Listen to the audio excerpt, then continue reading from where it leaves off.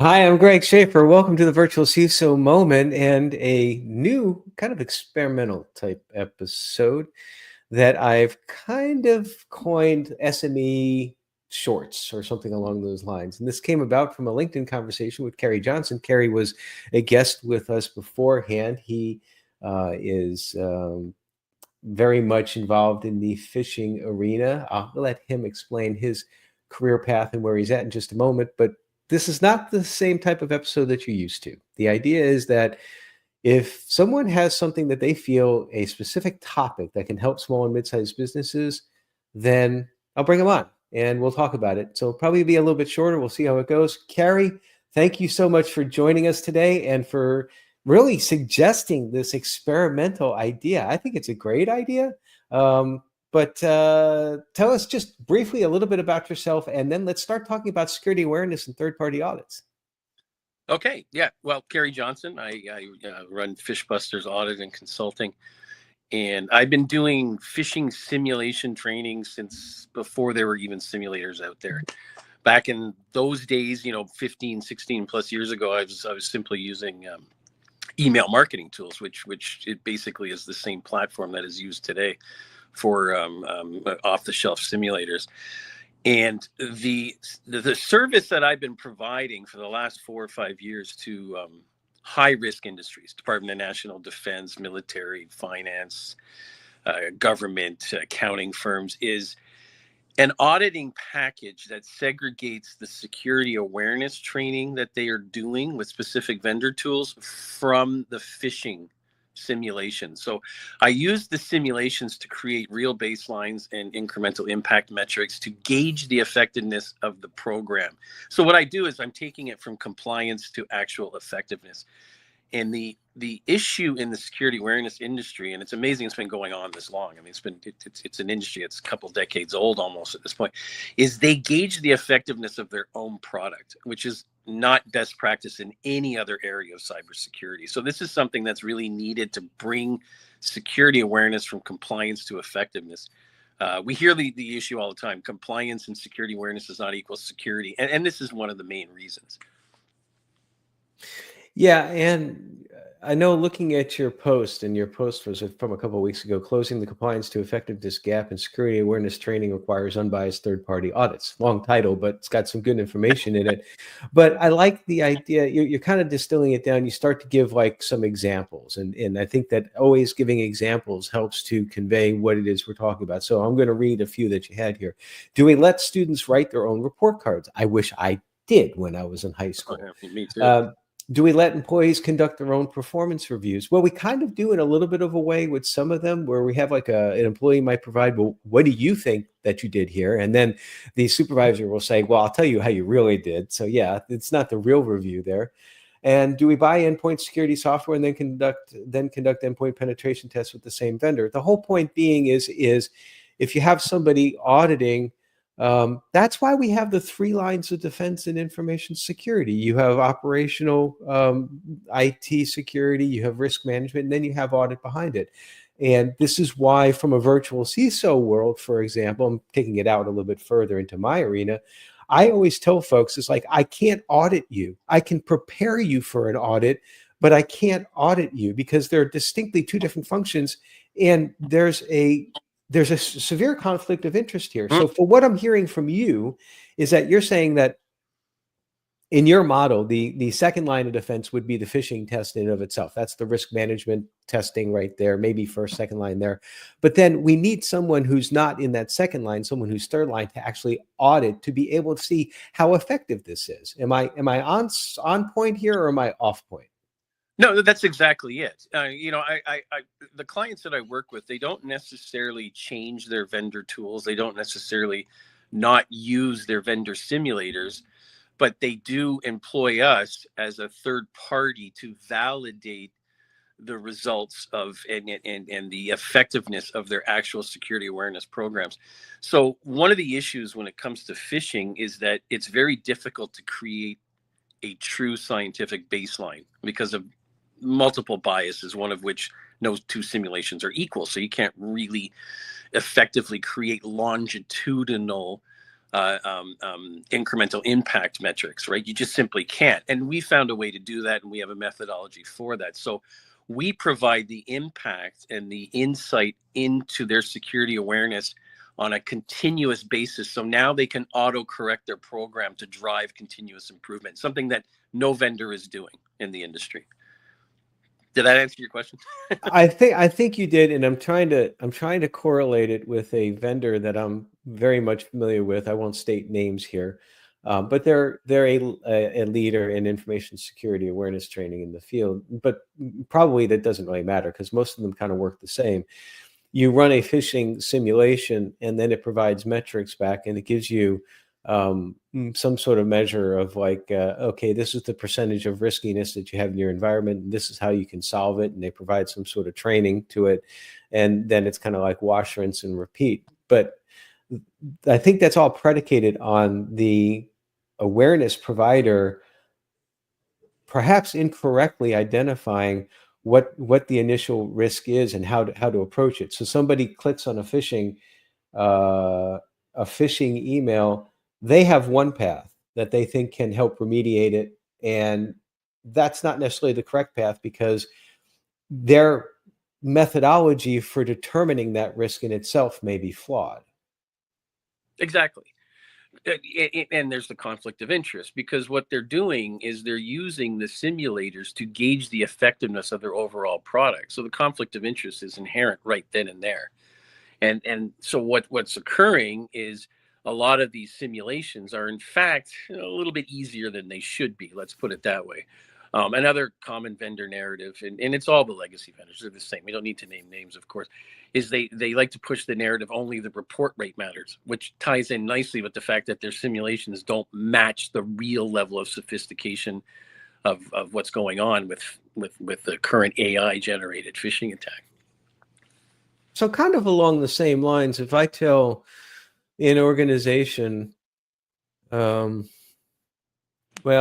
you have this control in place, these policies in place for your security, and I've run a test against it, and I can tell you that your security is fine, even though I've not created the security program in line with any known framework or any known regulatory assessment or anything like that.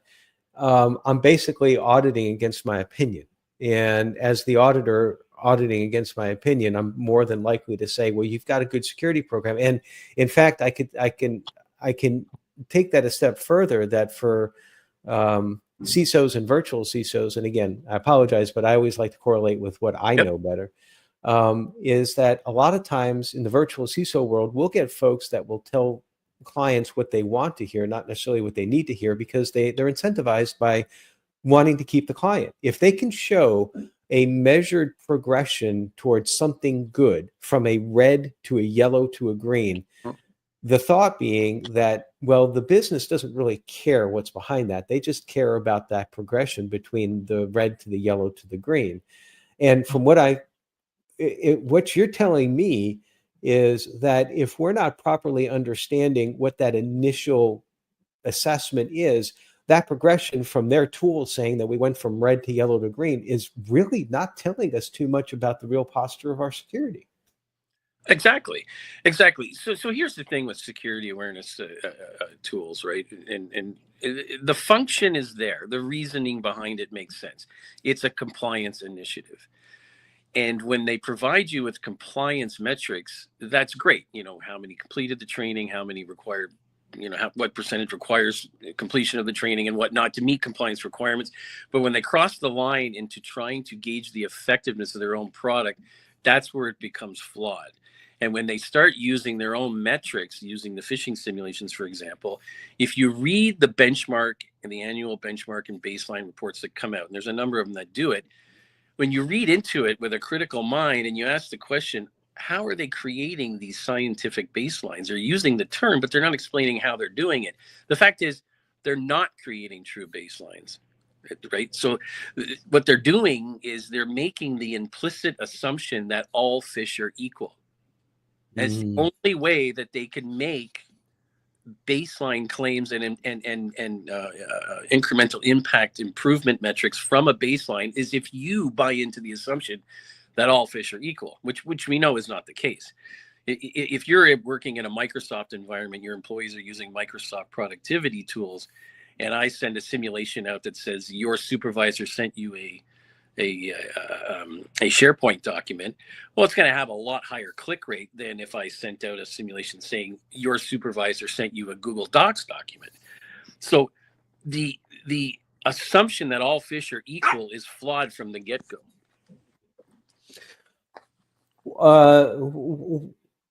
I'm kind of thinking along two lines here. I'm going to go with the first line, and I'm thinking about like risks and risk assessments. We often talk about qualitative versus quantitative. I remember seeing at one point in time this one risk assessment which had all sorts of numbers involved that to your point did nothing really to equate did nothing to convey the differences in different risks. They were assigning numbers without any sort of meaning behind them, and this created a level of complexity and comfort that really was a bunch of smoke and mirrors. And I think to your point that a lot of times people like to show complexity as if something's really being done, but it's not really being done. Okay, it's like security theater, right? And I think one of the games that's played in security awareness that's very common is the use of quantitative metrics, exactly like you're stating, and the assumption that they're trying to convey, and a lot of people buy into this, is that if you give it a number, somehow it is actually objective. But when the quantitative metrics are created by subjective means, for example, 8 out of 10 clients surveyed claim our training works to increase their security posture against phishing. Well, that's a completely subjective metric, despite the fact that it's quantitative, right? The idea is you want to create objective metrics using baselines, and when they're objective, it's an undeniable metric. You can't argue it. Right. I love that, because that's one of my pet peeves just in general about people present metrics that that they can't support with actual numbers. So one LinkedIn thread, almost completely off track, because I like taking conversations off track occasionally, was you might be surprised that some every now and then you see on LinkedIn some posts that have advice on how to write resumes. I know that really surprises you. But this one said that you should take off like metrics that should say that I saved 40% revenue or cost expenditure by implementing this control, or I increased response times by 6%, or this or that. And my response on that thread was, whenever I see something like that in a resume, my first question, whether I ask it or if it's in my head, if I don't get a chance to ask it, is that, by how are you measuring this? Mm-hmm. What is, because I think people don't really, I think they start to get lost when you start talking about what objective means.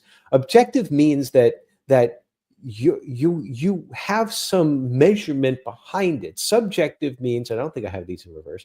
Subjective means is like, it's more or less my opinion. If I say something is a high risk, somebody else might say it's a medium risk. What am I really basing it on? I'm not basing it on any sort of loss exposure. I'm not basing it on any sort of CVSS score or anything like that.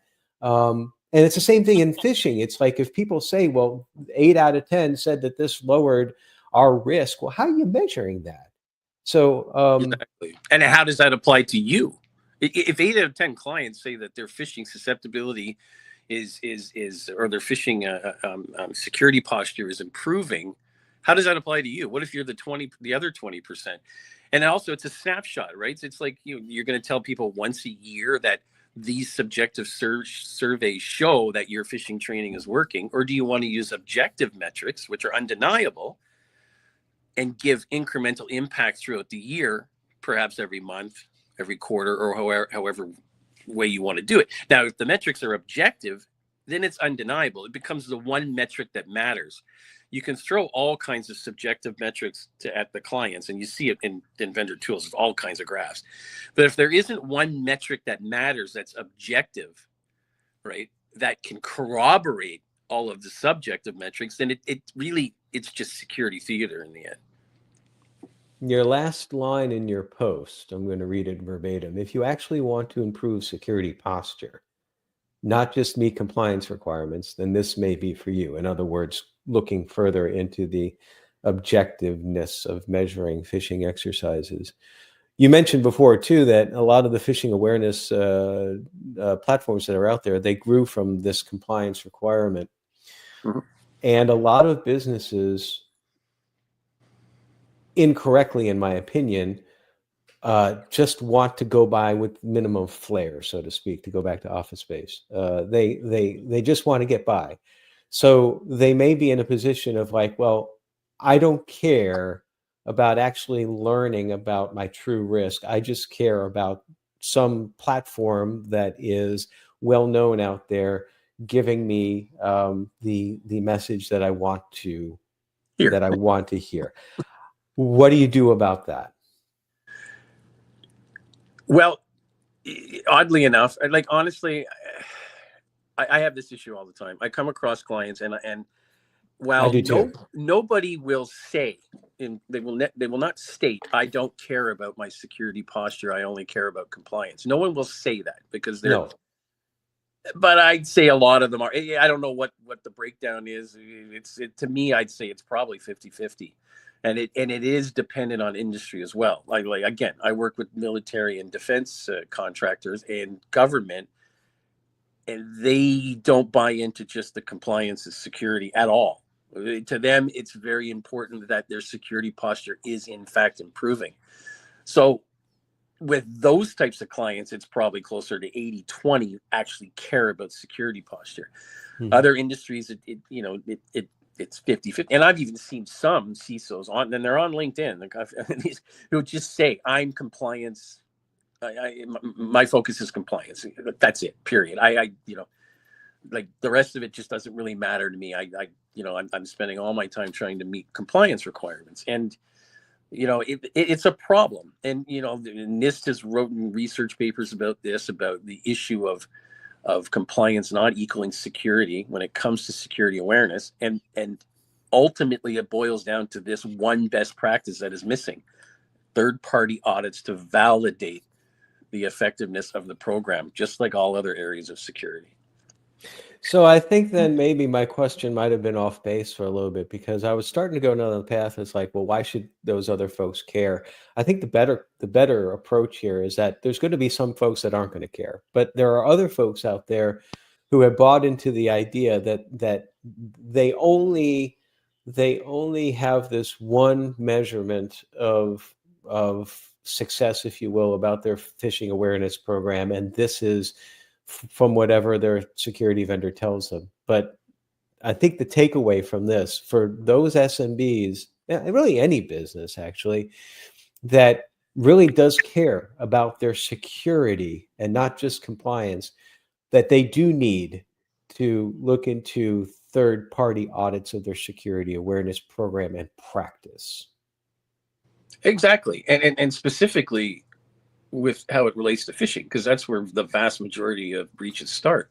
Mm-hmm. What better security awareness topic to do an audit on than phishing? And that's exactly what we do. And that's exactly the fit that we have in the market and with our clients. Final bit of advice to help folks that want to go down this path further. I'll even give you an opportunity. How can they get in contact with you? Because you can give them a lot better information than I can, because you are the SME. Yeah, sure. I mean, I'm on LinkedIn, Cary Johnson. You can find me there. It's probably the best way. Given I think most people would probably be from LinkedIn that would be watching this. DM me or, contact me through there, and we can discuss how I can bring value to your security posture on top of your compliance requirements. This has been a great conversation. I think the experiment has been a success. I like the idea of talking with SMEs like you about specific issues. I learned a little bit more, because I know we talked about this on the Virtual CISO Moment podcast, our regular episode sometime back. But what I really appreciate the most is not only you giving me the spark for this idea, because originally, just for everybody else, it's like I was looking for a replacement for someone who had canceled at the last minute. You offered graciously, and I said, well, I've got a long-standing thing that for the virtual CISO moment, I don't bring back repeats, because the whole purpose of that is to get people to have an opportunity to tell their story. But upon talking with you, where you presented, well, maybe this would be a good idea to talk about a particular topic, I thought it was a very good idea. And having gone through now this conversation, I can see that that was definitely the case. So thank you so much for not only your time, but also for the inspiration. Well, thank you, Greg. Thanks for having me. Take care. And if you have, if you, a listener out there, viewer out there, if you're an SME and you've got a particular topic that you feel would fit this format that you want to talk about, to help small and mid-sized businesses, and you are a subject matter expert, give me a ping either via email or direct message. You can find me on LinkedIn as Cary, so that's probably the easiest way to find me, tell you the truth. And we'll talk about it. We'd love to have you on and talk about it. So, Cary, thank you so much for joining us. And as always, everybody, stay secure.